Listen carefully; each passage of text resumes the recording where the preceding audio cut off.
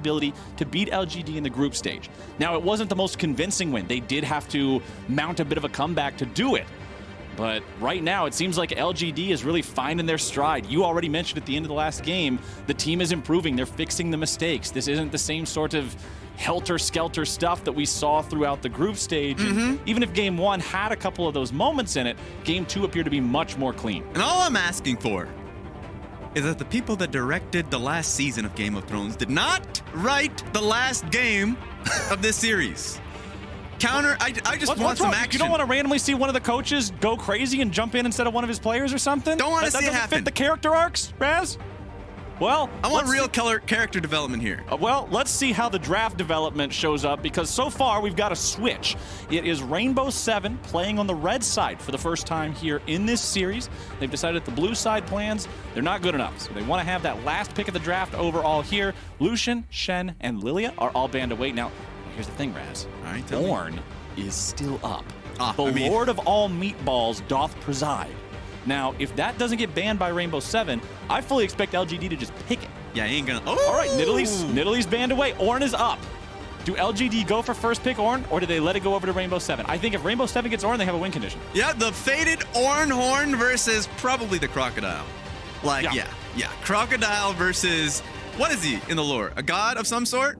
A god of item development. He's not a scorpion. I never read his lore. I just wish we had a skin where he summoned a semi-truck that went honk. That's about all I know about Ornn's lore, is he's not a truck driver, because I wish he was one. Yeah, I'm just putting that out there for, just put that out there for them, the people making skims out there. It's a good idea. He keeps talking about it too. Yeah, well, I mean, hey, I'd love to see this happen, and I'd love to see this happen too. The Zac gets hovered every single champ select. I'm not caught up on the memes from the emerging regions. I don't know how much of a meme this is for Rainbow 7, but every game that they've played so far, they always hover the Zac. So I'd just love to see it locked in one day. I don't know if there's any chance of that ever happening, but I'd still enjoy seeing it. It's such a rare champion for people to play these days, as Senna is locked in instead. Remember, in game number 2, it was Leza Senna that, when LGD was a couple thousand gold ahead, was actually the richest person on the map. So this pick does have potential for them. This reminds me of the last game for Rainbow 7, where they were having a weak side bot lane with Senna and Nautilus, and they were playing for the top side. The only problem with that was that LGD had counterpick, right? And it was just so difficult for them to get the matchup that they wanted. And even though it allotted to an Aatrox versus a Gnar, the problem was that Ase didn't have the ability to pick the best top laner at that position because of the threat of counterpick. Yeah. Now he can do that. So Rainbow 7 are in a better position with the strategy that they were trying to go for last game. All right, we got Peanut on Kindred for the 3rd game in a row. We've already praised him in the past couple. You guys have heard what we've had to say. Really good performances here so far. Jose Diodo with the Graves band out. Remember, they first picked out on blue in games 1 and 2. They aren't on blue this time around. They wanted to ban it away, didn't want to play against it. So instead, it will be Jose Diodo on Lee Sin here in this 3rd game. They're putting it all on the blind monk in what could be their elimination match. And the last pick for LGD before the second part of the bans come through will be Syndra. Rainbow 7 in the past have had a lot of faith in Jose Diodo's Lee Sin. They would have actually, like, not protection comp, but like soup up comps like Senna, Shen, all of these things that you would usually see on a Hecarim or a Kha'Zix, and they'd do it for Jose Diodo's Lee Sin. Funnel Lee Sin. And you'd be like, solo queue near you. Yeah, and you'd be like, this is interesting. Let's see how it pans out. I'm usually not a fan, but I've seen insane Lee Sin players like Clid before. Like, if you have that player that you know can consistently hit those Warthog kicks, those big moments in a game, then yeah, why not? So let's see what he ends up going for. It's just a safe blind pick. Actually, no, it's not a blind pick. They knew that they were going into the pick there, the Kindred for Peanut. Yeah. At the end of the day, like, it's just a pick that Jose Diodo is comfortable with. Well, hey, if you're in a potential elimination game at Worlds trying to earn your spot on the main group stage, comfort is never a bad thing. Going for one of those champions that you just know inside and out. Looking at the bans in the second phase here. 3 supports. It's Rakan, it's Bard, it's Braum. Oh my god. There it is! It's Kayle in the top lane against Ornn. Everybody in the chat, get your 1 out of 16, 2 out of 16 spam ready, because they're putting LGD on the timer. Started pointing at the clock at every level that comes through. This is what they were trying to aim for. They know what matchup they're into, and as the game goes on, it just becomes unplayable for the Ornn inside lane. The only concern is the early levels for Kayle, and Peanut is going to try and attack that. He has been incredibly successful at doing it in the past 2 games, attacking the strength of Rainbow Seven's composition. Expect Ase to be in a 2v2 position that is not favorable to him early. Well, the final pick of the draft for LGD is Leona. So it's a Leona Jhin bottom lane here for this squad yet again. Had success with it in game number 2. Rocking it again here in game number 3. The composition from LGD is very scary. Now, Thresh, here's an interesting option here. Lots of ability to sort of stop Leona from doing what she wants to do. You can try to flay her away when she looks to engage, or we're going for the set instead. All right, you picked his support counter pick in the set. So we're gonna have Set, Senna, bot side. At the very beginning of the year, you were seeing fasting Senna for Set. In this case, it's just gonna be an outright aggressive support running at you. And it's gonna make this bot lane actually rather contentious, really scrappy. That makes it fun, man. I love seeing that. It's just gonna be interesting to see what the early game strategy is for Jose Deodo. Does he go to the bot side early and try to find early summoners on Mark and Kramer like Peanut did in game 1? That's the strategy he can go for. The only worry is that leaves Kayle vulnerable up top side. It's really weird when you see the problem that Kayle has as a champion is that she's the type of top laner that is usually really weak, that you don't want to play with early. You know, a 2v2 is usually unfavorable for her, but you still need to kind of play towards topside a little bit, hover for her, so when she has a large wave that she can crash it safely, so she can just be more self-sufficient. So there might be a window there for LGD to attack early if they're pathing from bot to top. These are the things that I really want to see because the early game planning has been there from LGD side. Kayle's one of those. He's happy. Look at him. Yeah. I did my job. All right. Well, let's see if that job was good enough, because if there is any time to step up for Rainbow 7, it is now. We mentioned the reverse sweep dream coming true for this squad back in their domestic final to earn their spot here. They would now have to pull off that same dream against the 4th seed from China, which, remember, for the past 2 years has been the best region in the world. That would be quite a statement to make here, Raz.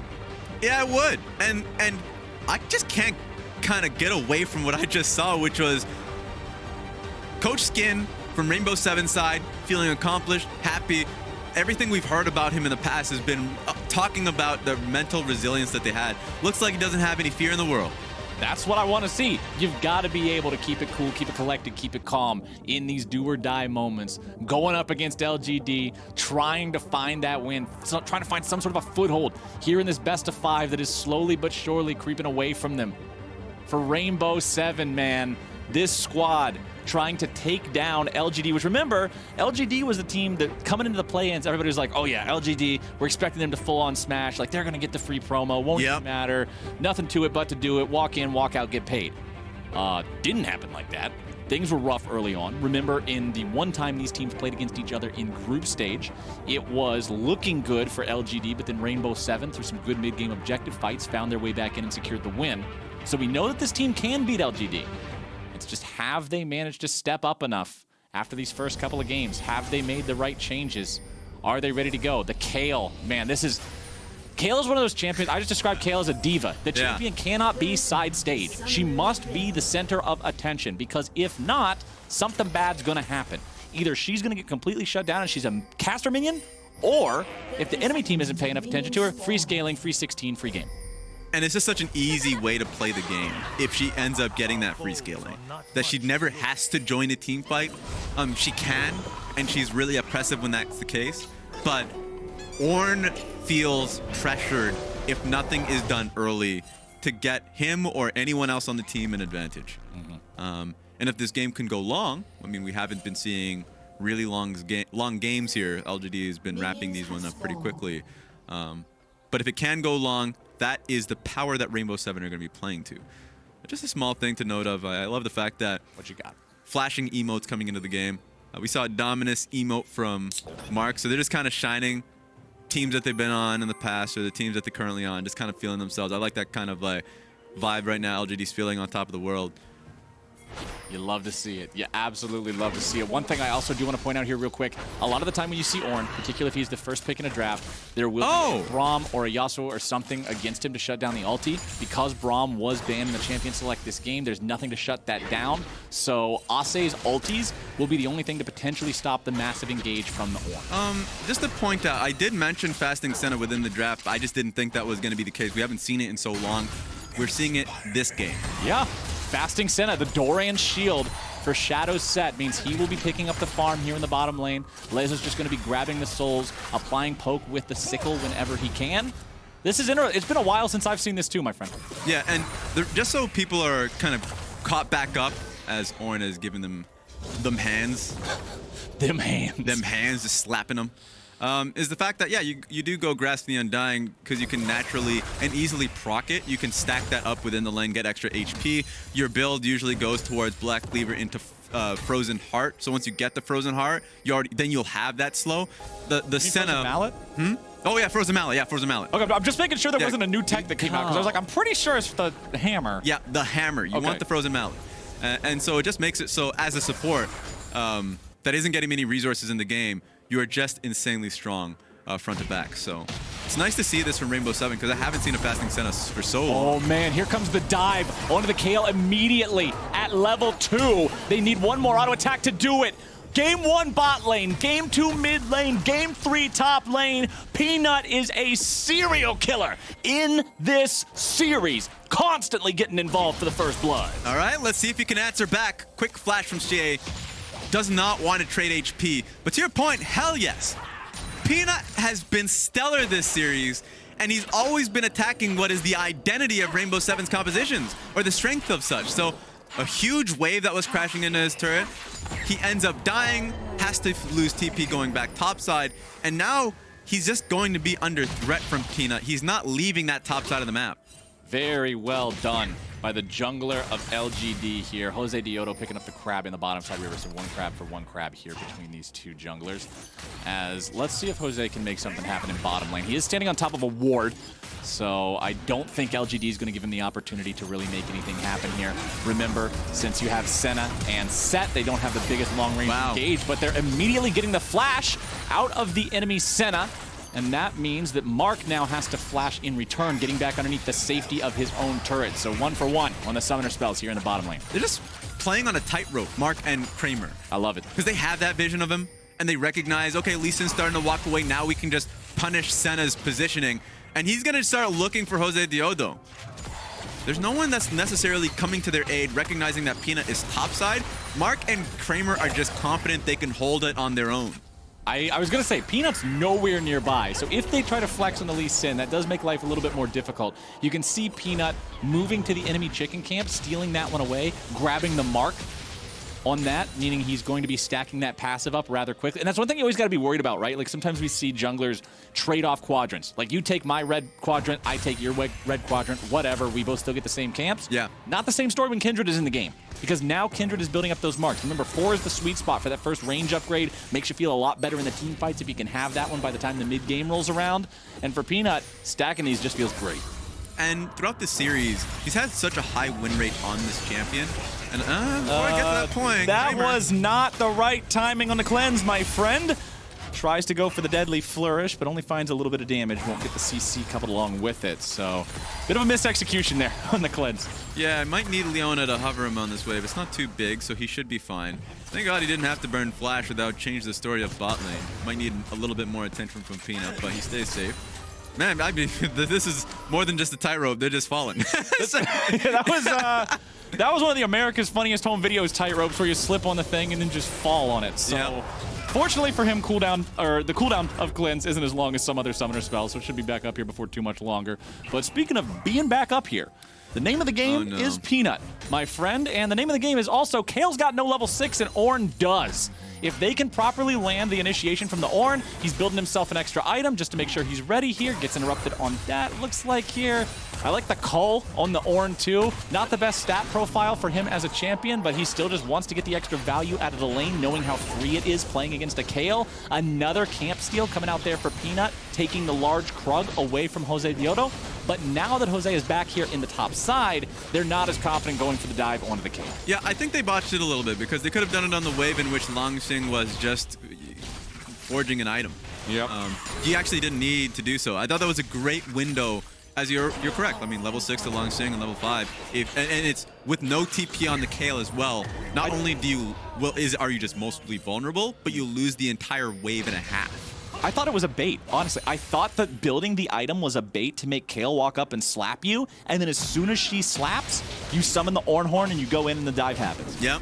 But apparently, he just really wanted the Bomby Cinder, so not what we got, as Peanut is in the bottom side here, clearing out his own red, goes back to his own Krug. Still level 5 here on the Kindred, does have a level advantage, or no, does not have a level advantage, excuse me, has a very small farm advantage over his opponent in Jose Diodo down here, but comparing the farm in bottom lane, very, very close between the two sides here. So now the engage comes through from Mark, looking to see what sort of damage they can set up onto the Rainbow 7 duo, but the disengage is good enough. The heal from Leza giving him the extra speed to get out before Peanut gets in. And that's how hard it is usually to gank a Senna lane. Not only is it hard to get a point and click stun by any means, right, because of Senna's W is just going to negate a lot of that, but also just the movement speed. That's just a factor that people don't ultimately take into consideration. It's a good enough movement speed for you to get out of most situations. So incredibly safe. Checking out the replay here and just making sure what ended up happening. I didn't get to see what this is all about. Oh, okay, just a nice shockwave there, putting some damage down onto Syndra, so nothing to write home about. Nobody died, obviously. Flash wasn't even used by Xie there, but just sort of showing why he had to go home and why the lane's in the state that it is. As Peanut heads back into the top half of the map, now looking to grab this Rift Herald. And this could be something that is used in the top lane as well. Knock down some of those plates, take advantage of the fact that Kayle is not that strong still. She has passed level 6, so at least she has the default ranged auto attack now. Will help with that farming a little bit, make sure she doesn't fall too far behind. But still not feeling great as a champion yet. Really wants to hit that level 11 before she feels relevant. Yeah, the key is that she's now can self-sustain throughout her lane. She doesn't need her hand to be held by a jungler by any means. But Jose Diodo and the rest of the squad needs to just trade sides, and LGD are keeping eyes on them, just making sure if this goes on for too long, they can fight this. The call is for the Drake. Jose Diodo is able to secure it, but now the fight is breaking out. Peanut flashes over the wall. He's kicked out of his own Lamb's Respite. Jose Diodo with the ultimate, with the displacement. This is why you must respect abilities that knock you around when you're playing Kindred. The ulti does nothing. Very well done by Rainbow 7. Yeah, one of the few champions that really can disorient the Kindred. That was just really beautifully played from Jose Diodo. And he let his team know that he was going to do it too. Like, they were coordinated, recognizing they could just burst him down before he hopped right back into his ultimate. Excellent stuff from Rainbow 7, making sure that the rest of the team was hovering around close enough for that to be a play that they come out on top of. Xie returning some damage here on the mid lane. All right, we got a fight breaking out. Apparently, we don't get to see that. I want to see it! Watch a second replay of it. I did too. It's not going to happen. Now we got the replay showing up here. Peanut gets yeeted right out of the middle of that thing. Yeet and delete. 1, 2, 3. He's dead! As he's dead. Yep, we missed out on that kill. Don't worry, we're going to be going back to a replay of that one. Just keeping it rolling, baby. Just keeping it rolling. Show business, man. Is on the gas pedal. It's not like we just didn't see the play beforehand. I didn't want to see that replay. We are going forward. And that is the only direction we are going. Don't matter if there ain't no dang road. You take the wheels, Captain. All right. We'll get a replay of it, I'm sure. We'll see exactly what happened there in that mid lane, but it is hopefully not at the same time. Okay. Yeah. Oh no, it's in the bottom right. Okay, I got a cast for the smaller size replay here. Shockwave comes through. Now the pursuit is there. Peanut showing up, looking like he might be able to protect him, but oh no, here comes Kayle, and that's the important part. The money is on the top laner, as what is this, my friend? We've got Shelly summoned up, making a surprise visit. It's Peanut and Longxing looking to take down the remainder of this turret, and there you go. Perfect use of Rift Herald, getting the charge off on the last 2 plates, and with the first turret down and all 5 plates about it, giving them bonus gold. That is so much money in the pockets of LGD here. They even get off the second headbutt from Shelly onto the tier 2 turret, putting some meaningful damage on that for later. Yeah, it's beautiful. I mean, Ase right now is kind of just being taken advantage of, and even though Rainbow 7 are sending members just in case he gets dove, it's not as if LGD are playing for him anymore. They're not looking for the kill. They're just trying to get as much gold as possible and get Longxing ahead so he doesn't have to be in that lane state anymore. So now he already got himself some items, you know? Yep. Nice little Sunfire Cape. Can play towards the next objective, though it's going to take a little while longer, like 2 minutes and 30 seconds, but it's just going to be hard if Rainbow 7 lose a fight. But take a look at this. Oh, hi, Mark. Let's see if the teleport can save him. Jose Diodo needs a little bit more damage. Senna ulti won't find him, but the kick will. Lee Sin doing that smooth criminal type of engage, as now they're looking to find some more onto Xie. Mid laner in trouble. This is not Xie's game. That Lamb's Respite didn't do a damn thing. Peanuts trying to run all the way away, but he's stuck in a 1v5, which is exactly where Rainbow 7 wants him. Game 3 is looking so different from the first two. There we go. Rainbow 7 rallying together. And it was just one fight that we needed to see Rainbow 7 either be put in the dirt or to be coming back. And it seems like they found another pick here. Kramer is going to be the next guy. Shadow with the slam into the wall. Needs a little bit more follow-up here. Flashes away from the root of the Senna. But now the curtain call is opened up. Let's see if they can protect him. It's saving Private Set. But the flank from Xie puts him in a really weird spot as he's going to be chased out. What are you doing, man? Alone just tosses the ball at him, picks up another free kill. 0-3-0 this game for Xie. He tries to show up to stop his opponents from escaping, to facilitate Jin getting a kill. But man, that backfired. A little disheveled. Like, the last minute and a half, it feels, has just been LGD blundering a few plays. That is a not good look for Xie in the mid lane. He used his teleport to go down into the bottom lane and find himself back with a black and white screen here yet again. Let's watch the replay as Mark gets jumped on. Yeah, so it just turns into a bit of a domino effect where they want to save Mark, or at least try something on the back half of it, so Longsing responds with an ultimate, and TPing to the play.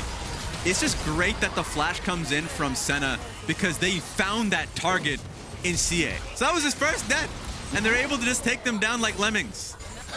Oh no, the lemmings. LGD's gotta stop jumping off that cliff, I'm just saying. Well, right now, Alone is hard mid-diffing this game. He is 2-0-4 on the Orianna. He has a very modest CS lead. Full kill participation against his opponent, who is half of LGD's deaths. It is absolutely just not comparable between these two at this point in the game. 2-0-3 for Jose Diodo's Lee Sin as well. We gave Peanut a lot of props for his early presence in games 1 and 2, and also in this game, so I want to make sure we are crediting Jose Diodo for a very solid performance here in game number 3 as well. Getting a lot done on this Lee Sin, and oh my goodness, Raz, look at the inventory. Lethality. This is a build that is very heaven or hell, because it puts you in a spot where you're super squishy when you go in. That's true. Even if he's only stopping for Umbral Glaive and then he'll go for tankier itemization after that, it's still an opportunity for LGD to potentially punish him if things go awry. Now the Drake's going to be secured. Now Xie moving forward. A shockwave onto 2. Beautiful placement on that, but it will not matter. Mark is underneath the turret and the kill comes through. Mark going into the stasis, stopping the damage coming out there, but in the bottom side, Kramer is kicked into his own demise. Mid lane TP shows up to prevent the push from going any further. It's blood for blood across the map. This is turning into a Lee Sin highlight reel. Even with LGD finding a coordinated play through mid lane to get the kill on towards Leza, Jose Diodo found a lonely Kramer in the bot lane. He's making it happen, man. I said that it's a heaven or hell type of thing when you have the lethality on Lee Sin, and you just got to see the heaven version where he shows up, finds an isolated, squishy target. Get that tower goal. And just 100 zeros and pick up that money. You're the carry now, my friend. Don't worry about anybody else. This is one of those solo queue games where you walk away with an orange KDA at the end of it. Just absolutely smurfing all over the Rift. Rainbow 7 with about a 700 gold lead. 1-to-1 turret, 1-to-1 Drake. LGD looking for the Rift Herald here. It's down to about 1/4 HP. Rainbow 7 has showed up. They're looking to fight. Rift Herald still going to be contested here. Secured by Peanut. Sticking around, looking to take the eye. Does manage to pick it up. LGD backs away. Yeah, they had to head on out of there because it was Jose Diodo coming in from Snake Way, from Snake Road, just coming to help in the fight. So LGD recognized they were on a timer. Yeah, you got to get the hell out of town when that's coming in. Also, let's go ahead and check up on our favorite Angel here in the top lane, because what is that? That's a level 11 on the Kayle. We're now at the point where Kayle is a real champion. Once we hit level 16, Kayle's going to be in some what the hell is Kayle type of territory.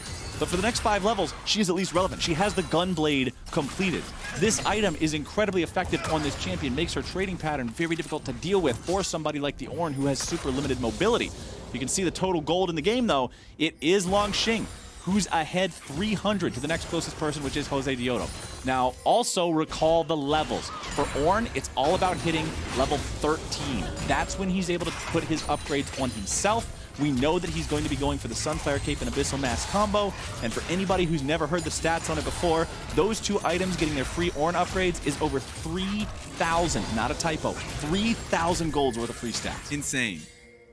My only concern here is that while that's the case, and all of the gold being on Long Sing is because of how Peanut was heavily playing towards that side of the map, putting Rift Herald there, getting him all the plates, all of these things that made Long Sing so rich. How is he going to pay it forward to the rest of the team is my question. Especially if he's in a static lane where the sustain's there for Ase.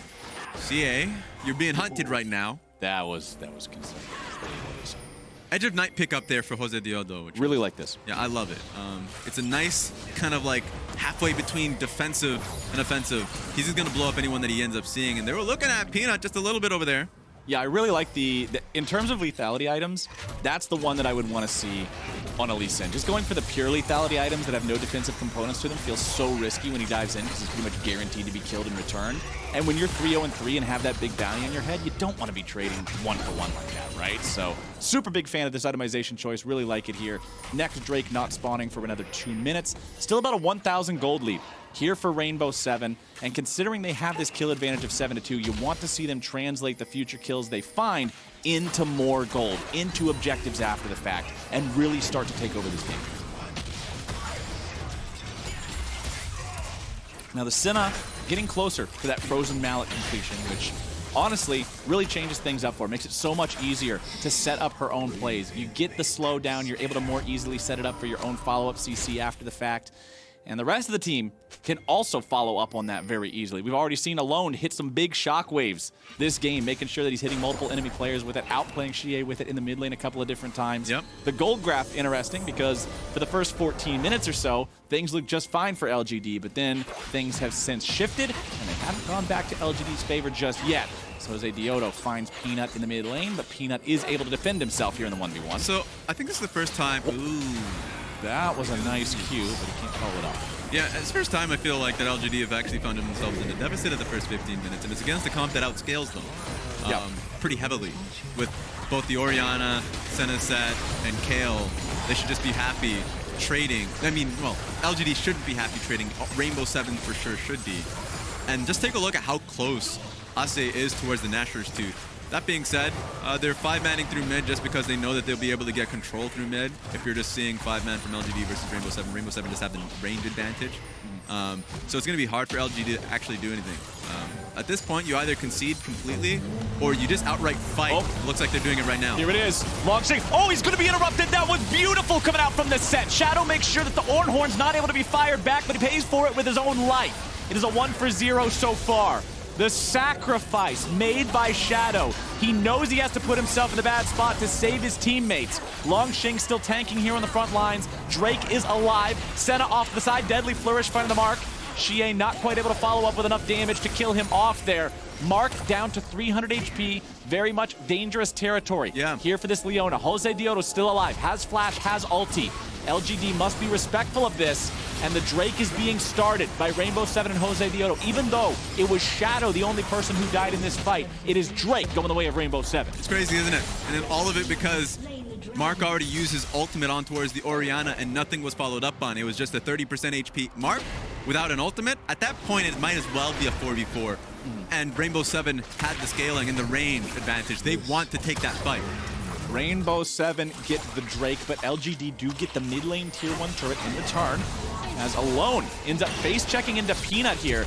This Kindred might be able to do enough to take him down, flashing away from the shockwave, but now the follow-up coming out from the Lee Sin, and Jose Diodo makes it a trade. Now where's the fight going to go afterwards? Jose Diodo in some trouble here. Mark looking to go forward with the Zenith Blade, but now Rainbow 7's calling in some more reinforcements. Off to the side comes Ase on the Kale, level 13. 13 down, 3 to go, Raz. He is getting closer and closer to the end game. Yeah, he probably would have much rather have stayed topside, but he wanted to help a brother out, thinking that Jose Diodo needed some aid there. But man, Jose Diodo is playing so sick this game. Like, it's insane to see how well he's able to execute to get that kill on Peanut. Oh my God, just yet. Xie potentially looking at his 4th death of the game. He's almost out of mana. He flashes around. He looks for the outplay. Where is it? There it is. Xie getting himself a redemption kill and taking down Jose Dioto. Yeah, had to expend the ultimate, the outplay button with his flash. It feels bad if you're just smashing your keyboard with intricate buttons if you're the Lee Sin, while Xie is just like, nah, you're just stop it, please. Yeah, hey. If you have a face and an R key, you can kill somebody with Syndra. Boom. The champion can delete people off of Summoner's Rift. More lethality in Jose Dioto's inventory. This is what I was talking about when I was talking about lethality Lee Sin. If you go down this road, you are very punishable if you make even a slight mistake. The slight mistake there was trying to kill off the Syndra, who, yeah, he's been having a bad game so far. But the thing is, man, he's still Syndra. He can still press R to win. And now you can see Xie's point of view. He was just trying to get into the boutique. And he was just waiting for the Q from the Lee Sin, and now he gets the kill. I mean, it was actually just off cooldown, too. That's it. That's literally all there is to it. He needed to wait for 3 mana for the ulti, so that was there was the slight delay between the Q and the R. But Syndra getting that money, catching himself back up into the game. LGD have a 2,000 gold lead. It just looks like things have been going the way of Rainbow 7, but in reality, LGD, they've got themselves some farm leads. They've got themselves a good footing in this game, and now they're looking for Alone, who is unfortunately alone. Peanut shows up from the flank, looking to provide the extra damage to finish him off. Mark is on the mark, and there he goes. The Shockwave defensively trying to find something back on a Peanut, but it will not work. Now Kramer's in some danger, getting himself away with the cleanse, staying alive, trying to get away from the set in the face. Breaker the playmaker. A 4-man defensive position from Rainbow 7 in the mid lane means LGD won't find anything else here. Xie on the side. This guy seems a little bit angry now, Mr. Razzleplasm. He got bullied around. He got smacked in the early game, but he seems to be finding his groove here now 20 minutes into this game. Yeah, it's definitely some Hulk energy. After mistakes that he made himself, but also like recognizing that Rainbow 7 are just trying to smurf on them, he's been playing really well. And in fact, I think more of so LGD have just been making really smart decisions. Rainbow 7 have not been playing a well-coordinated game. Just like the best example being Orianna so far up in topside, when they had no vision of where LGD was in their own jungle and on mid lane. And if you don't see that many people, just wait until mid lane gets shoved out. That's all you really need. You got to assume the worst. And speaking of the worst, Xie is setting up a trap right Long now. way around. Look at all these orbs. He's got blue buff. He can just sit here and keep spawning these stupid orbs till the end of time. Look at how slow his mana bar is going. Y'all could go get a coffee, read a book, start a hobby, master that hobby, whatever you want to do. By the time you're back, he still won't even be halfway out of mana. Okay, he decides to finally give it up, walk back now. It's 45 seconds until the next Drake spawns. They don't want to allow Rainbow 7 to keep on stacking these. Now, granted, it is a Cloud Soul, which is usually considered the least important among the souls. But they still don't want to just keep giving those away for free here. Also, considering just the base Cloud Souls do lower ultimate cooldowns, when you're up against something like a Kale, that's a pretty big deal. And LGD are hanging around the Baron pit. Yeah, they might just end up going for a sneak here, but they recognize Rainbow 7. Yeah, he had to ulti just to check it. He didn't know if they were on the objective or not. Vision ulti from the Senna just to make sure.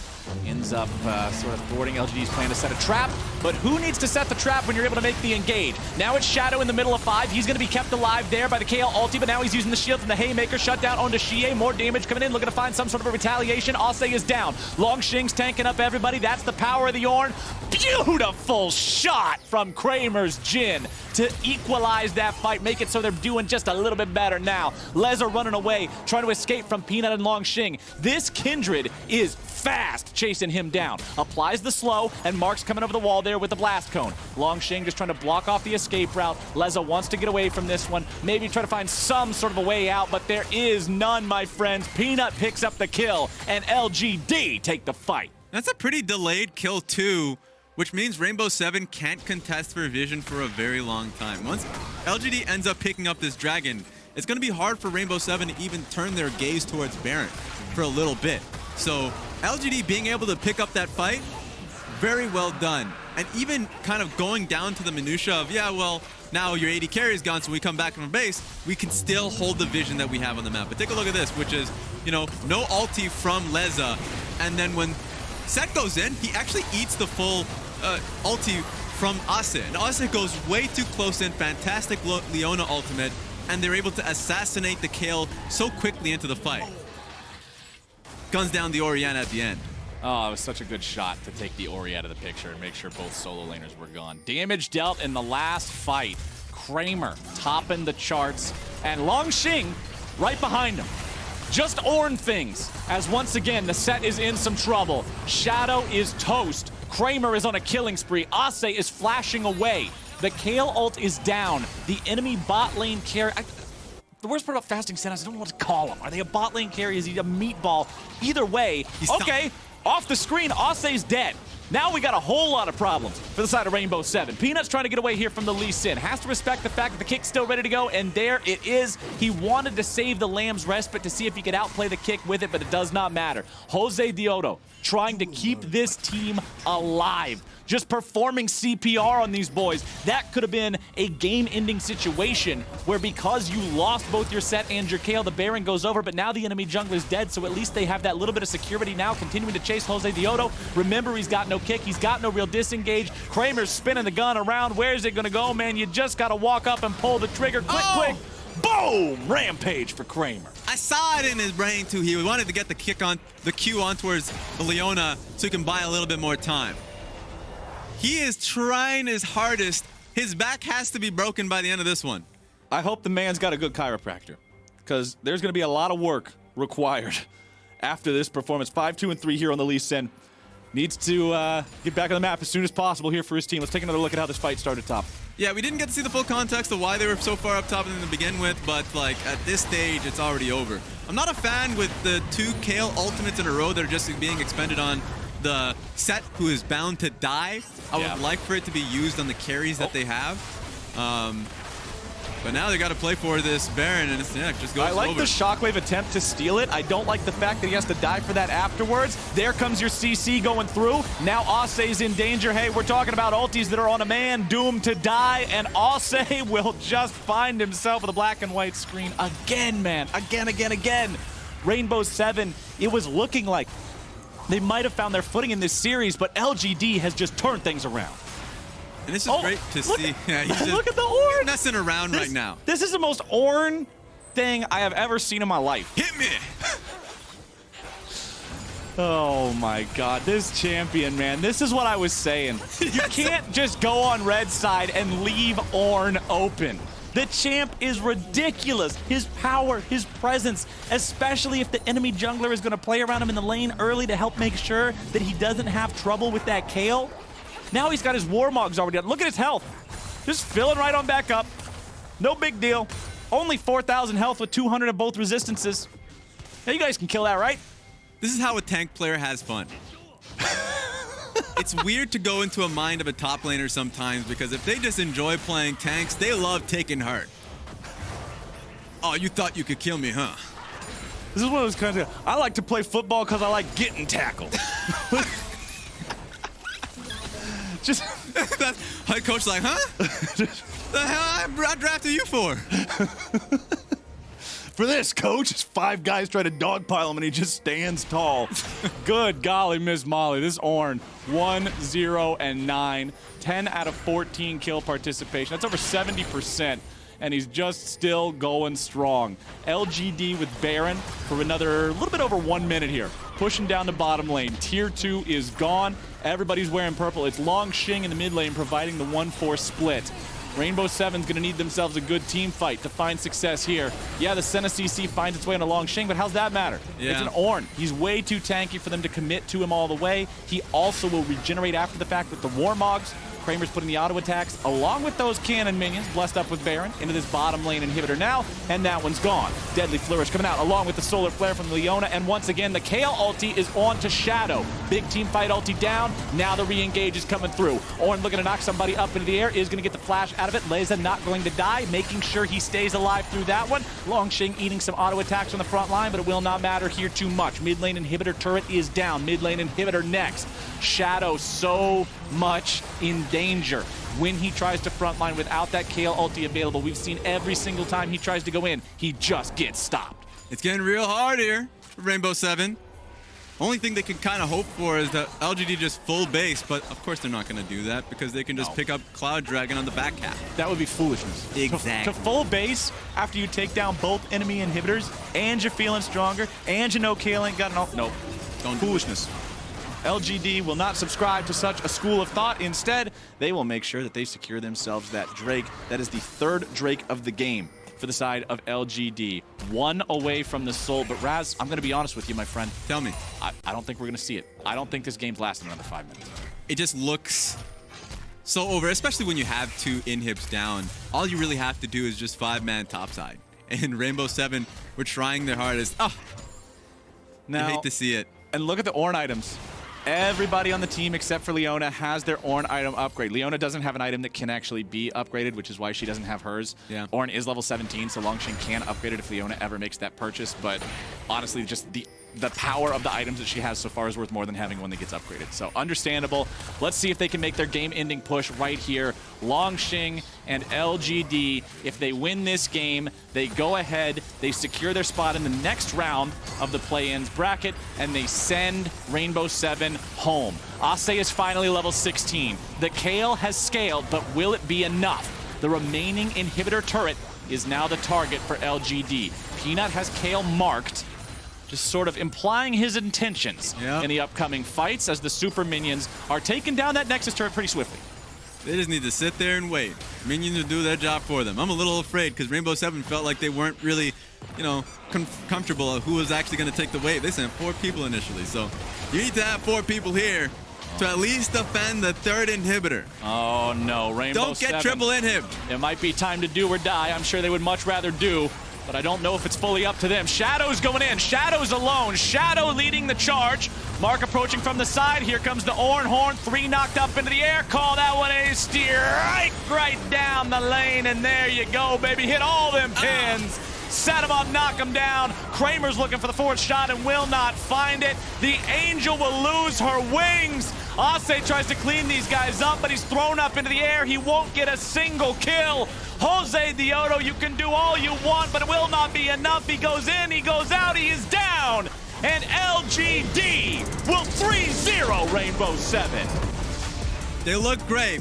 LGD really turned it around from what was a disheartening start to the play-ins, but a dominant play in this best of 5 versus Rainbow 7.